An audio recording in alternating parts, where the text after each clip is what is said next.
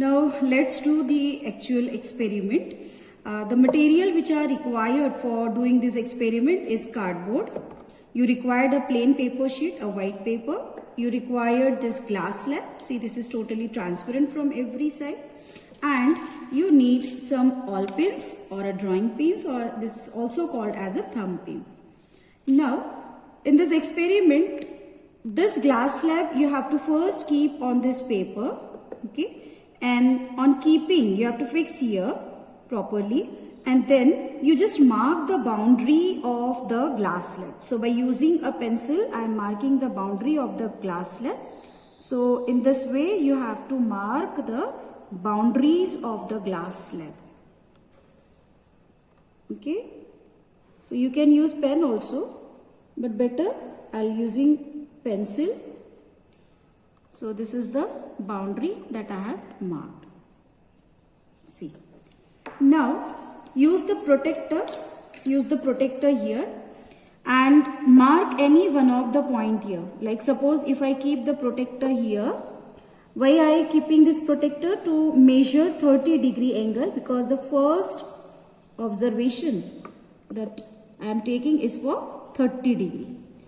So this is 90, it's perpendicular, so I'll mark a point here and you just measure a 30-degree angle, but that 30-degree angle is nothing but the angle of incidence. So this is 10, 20 and this is 30. So here I marked a 30 degree. Okay. And now you just join a line over the boundary of the glass slab, and this is nothing but the normal. So you have to just draw first a normal. So I am drawing the normal by taking the dotted line. So this is what? A perpendicular line, that is nothing but a normal. And now already we have measured a 30-degree angle here, which is nothing but the angle of incidence. Okay, so we'll join this point like this.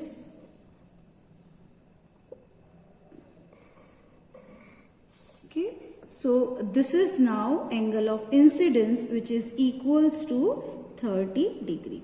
So here students, we have taken angle of incidence is equals to 30 degree. And now we'll see what angle of emergence we'll get. Now again, after marking this angle of incidence, you keep the glass slab over the boundary that we have already drawn. So properly you have to again fix the glass slab, right? And now while fixing the glass slab along upon the boundaries, take two pins, and you just point these two pins on the line which we have already drawn of 30-degree angle of incidence.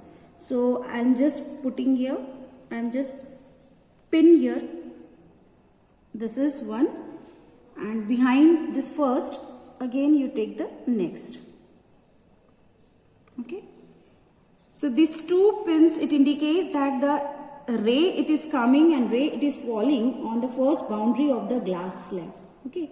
And now we have to find out where the refraction take place inside this denser medium, and also to find out the angle of emergence. Now students, what to do here? From this side we'll get certain image of that pins.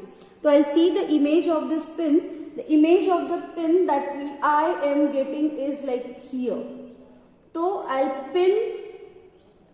again place the pin over here wherever I am getting the image from the next side. So it should be like that, the angle of incidence and angle of emergence, it should be in a same line. It will look like that it is in a same line.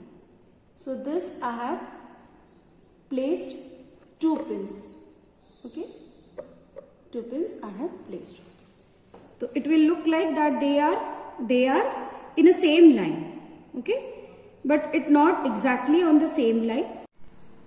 So what we get is, through another side we get the angle of emergence here. Okay, because these are nothing but the image of the incident beam that is falling, the ray is falling on this glass slab from the first end, okay, from the rarer medium, it goes to the denser medium, and when it come out from the denser medium, then the ray, it will get emerged out. The coming out, exiting means the emergence takes place. Okay. Now we'll remove this glass slab and we'll mark these points. Okay. So we'll remove this pins also and just mark 2 points. And then we join these 2 points. You join these 2 points by using pencil and scale like this. Okay. Okay. From the same point here, you draw a perpendicular line, that is nothing but the normal. Okay. So this is nothing but the normal. So you just indicate this normal as M, M dash, and this one is the N, N, N dash. From this point to this point here, you draw a line, connect these 2 points. That 2 points means after drawing the line, this 2 point, it will give the angle of refraction. So this is nothing but the angle of refraction. Okay. So what we did, we place a glass slab here. Okay. We measure angle of incidence, that is 30 degree from here. Angle with this angle, the ray is coming, it is falling on this interface. Inside the glass slab, the ray, it will get refracted, and then again from the denser medium, the beam, it is coming out, and that is nothing but the angle of emergence. Okay. Now we'll measure the angle of refraction and angle of emergence by using this protector. So you just keep this protector here at the center. Okay, in this way, when you find out the angle of refraction, so it is somewhat, it is 16 degree. So angle of refraction you are getting is 16 degree. Similarly, you have to find out the angle of emergence by using the protector. So you have to keep the protector like this, you have to keep properly on the perpendicular line. And if you measure, so this is 10, 20, 30, and it is 32. So here you are getting the angle of emergence, it is 32 degree.